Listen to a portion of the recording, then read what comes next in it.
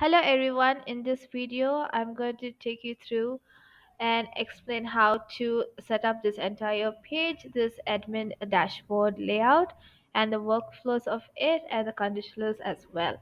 So let's get started. So over to the bubble editor.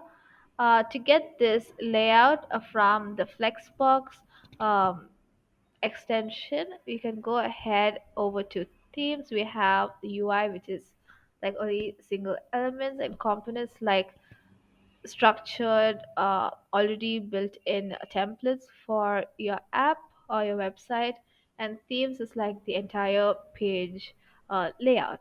So to get this layout, we can go over to themes, and as you can see here you have this preview. So I've selected a base 05 in order to get this uh, base layout.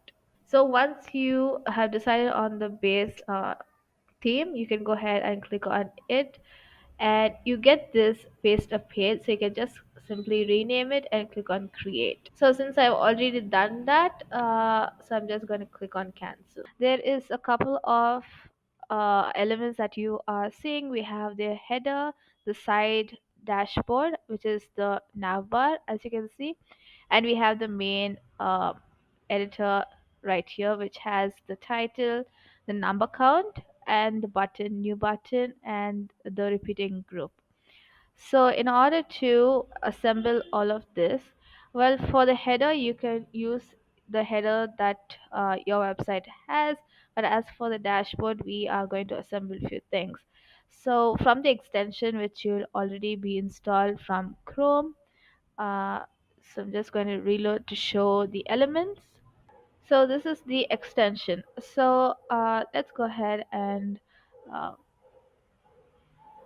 reveal an elements tree to see the view. And to get this kind of layout, we get to start from from one text, which is dashboard, and then we build all of this. So once you get the home layout sorted, so here we have the text box. So it's simple to just copy and paste it from the Flexbox element. So once you have opened the extension, you can just scroll down from UI and pick any text that you like. But seeing the size of the dashboard text right here, it's around text 07 or text 08, so one of this will do. And a similar way, you just duplicate it, control D, or you can again go ahead and paste it right here. And again you can just take an icon from UI, which is right here. Okay, so it's in components, not in components. Okay, okay, right. It's in UI icon, and I have selected icon 02. So that's what is right here. So you can go ahead and change all the formatting as your website has to match the aesthetic of it. That's what I did right here. And to put everything in a single row. So what happens when you just copy and paste is it happens to be one below the other. Select both the icon and home and just right click, so you have this option called group elements in a row container, and this happens to take place. So you can just go ahead and format. I've selected this option right here, which is space around with row gap of 40, and we are also given 10 pixel for the top and bottom of the container and 15 for left and right. So the same goes for all of these uh, menu right here.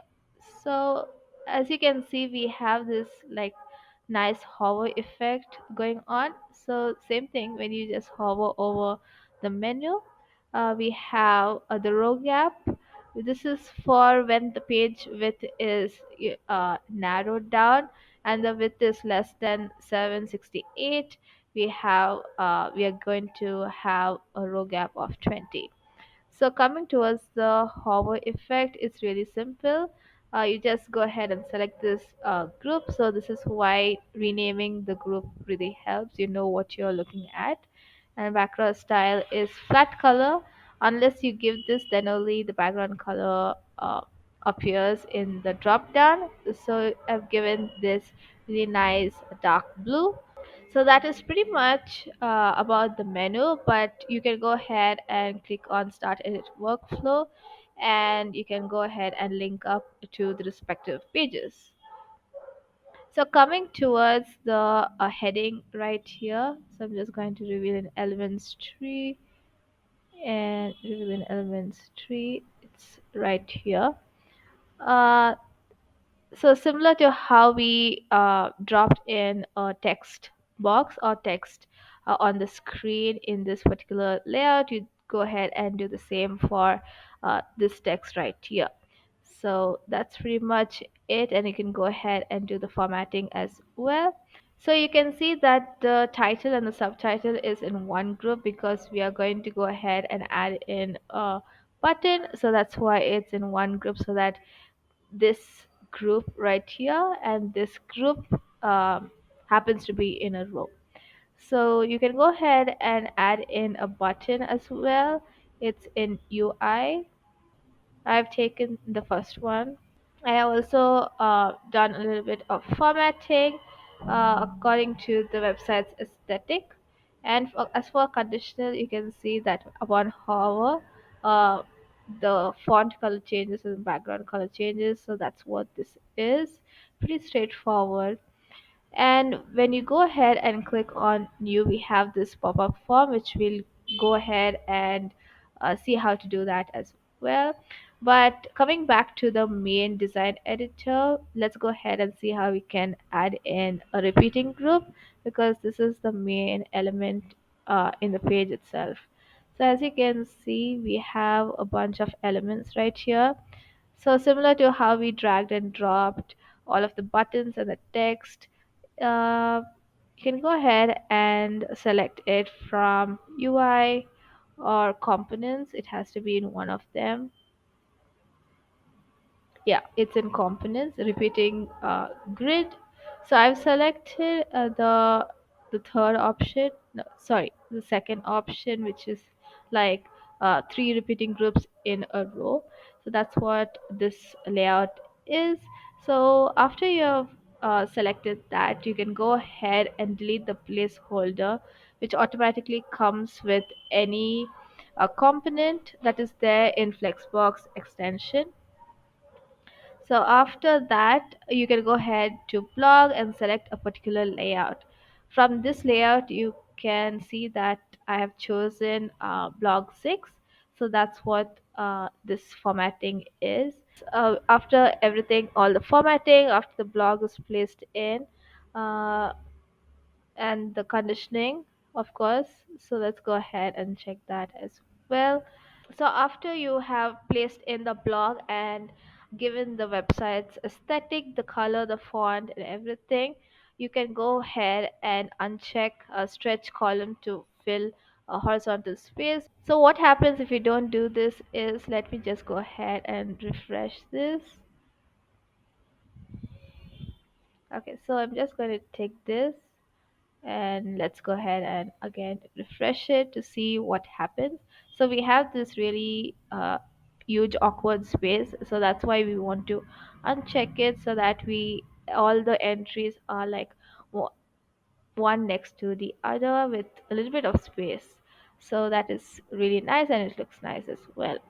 So that's pretty much it. So let's go ahead and see how we can go about adding the reusable, because to create an entry from the backend, which is clearly this is the admin page. So let's go ahead and see how to do that. So I've already opened the reusable element.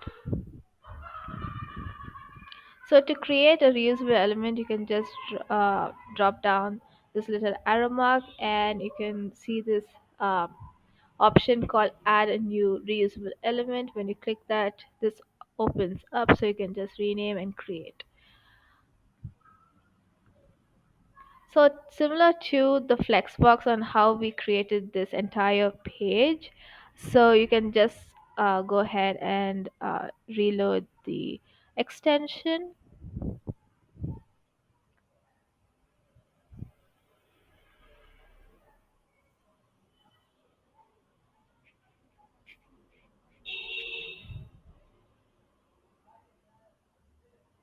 Okay, so let's go ahead and start from the top and work our way towards the last group. So for this group that you're seeing right here is a pop-up group. So again, it will be in the pop-up uh, tab, which is under UI.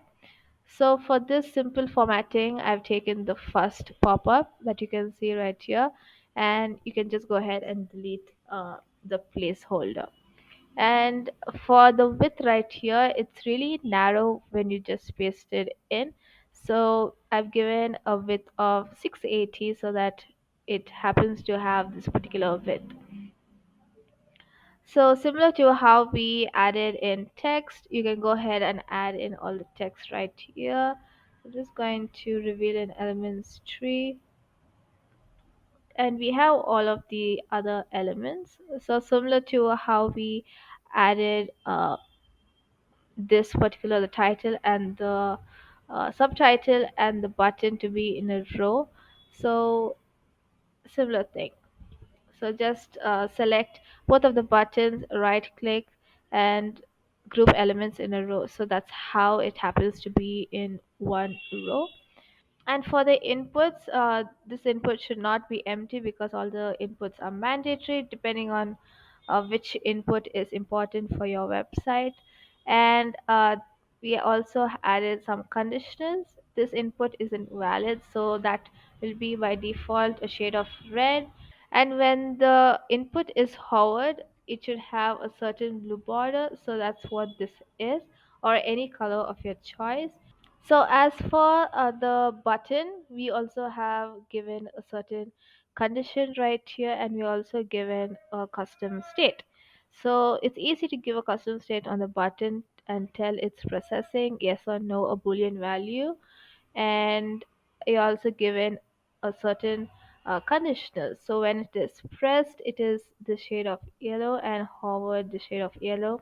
And when it isn't clickable, like when the previous inputs are empty, it shouldn't be clickable. So we have given that particular value. So that is it. So from the appearance, we have given a name, MFG, which is menu focus group team. So this particular page is all about teams, so that's why it is named that way, and formatted as text. So it's create or save depending on whether you're creating the particular entry for the first time or you're editing it. So as you can see here, we are clicking on edit, so it is edit, whereas on new it is create team. So it's pretty simple. So when we click on the button and start edit workflow, but before that, let me show you the database, and it is team. So we have given description, name, profile picture, and role. So going back to workflow, and from the custom state that we have created processing, it's yes, and custom create a new entry. So that's how it is being saved into the database. And this happens only when all of the fields or the input uh, boxes are empty. Whereas make changes to a theme, which is the edit function, uh, it happens only when it is not empty. And after that, we are hiding the pop-up group. So moving on to the next button, which is cancel, and it also has conditionals, which is really nice. And as you can see, it lightens up. So it's a lighter shade of gray. We have the regular, the usual hover, pressed, and isn't clickable conditionals. And for this workflow, we have hide because we're not doing anything, we're not creating. So we want to just cancel. If you're not, if we are halfway through the form and we just want to close it off, you just hit cancel. So in that particular case, we're just hiding the pop-up form. And this X mark is pretty much a close sign, which is quite similar to hide or cancel workflow. So it happens to carry the same workflow. So let's go ahead to the second group, which is group focus. And this group focus has a quite different location or the position on the page because it is group focus. So in order to get the group focus and its reference element with offset and offset top, offset left, because the first three options are not there on regular group. So similar to how you copy and paste it on a workflow, this time you just go ahead and paste in a group. And when you have pasted in a group, you right click the group as you can see here. So I'm just going to right click, replace by another element. So in this case, we have all of these elements. So we want to have it as group focus. So you just select it and click on replace. So once we have this, we can go ahead and add in the reference element, which is group main open menu. So let's go ahead and take a little bit of break from group focus team and jump over to group focus menu. So what group focus menu is this tiny three dots that you can see and which is present on the main page itself. So I'm just going to close that, and we can just go ahead and add in uh, icon. So similar to how we um, added in this little icon which now carries a house. So we can just go ahead and add an icon and choose an icon, any icon of your choice, but in this case these three dots make sense. So yeah, so just go ahead and choose a color and start edit workflow, and we are going to go ahead and show group focus team.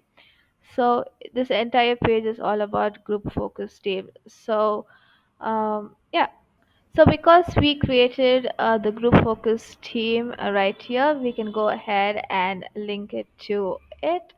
So now since we created the group main open menu, we can go ahead and link this up to group focus team. So it's kind of interlinked to everything. So let's go ahead and create this option right here. So similar to how we created this single menu which has title and a menu, but in this case we just need a title, a text. So similarly you can go ahead and pick a text or the font size that you would like to have, and you can just paste it in the group. And after pasting it in the group, you can go ahead and rename, format it and everything, and right click and just put it inside a column container. You can go ahead and rename the column container, which is the group that the particular text contains. So now let's go ahead over to layout, and we are going to give it about 10 pixel of padding on all four sides. So it has this really nice button effect that you see right here. So yeah, so that's pretty much it. You can go ahead and duplicate this how many ever times and how many options you have, but in this case we just have two, but we've created five in case we want to add more options. So yeah, so for the workflow right here, you can go ahead over to appearance where it has a start edit workflow, and we are going to add in a trigger. So it says trigger hide focus group and trigger create edit thing. So both of these are custom event which you can create by clicking over here and custom and create a custom event. So over to, let's go ahead to be sure, a custom edit workflow, and starting from hide focus group, which you can see right here, it's pretty much like a redirect. So in this case we are just going to hide the focus group team, which is this group entirely. So similarly, you can go ahead and create another custom event, which is a create or edit a thing. So again, which is this, and the event name, as you can see, is right here. So as you can see, the event name is create add edit theme, and we are going to just pretty much reset the pop-up add edit theme, display data, and show pop-up for add edit theme, because pop-up add edit theme is this pop-up form. So we are just going to create add. So that's what the form is supposed to do, right? So we are resetting displaying data, which is edit, and we are going to show the data. So that is what this is. So let's go ahead back to the design view, and the last group, or the last pop-up, is um, pop-up remove.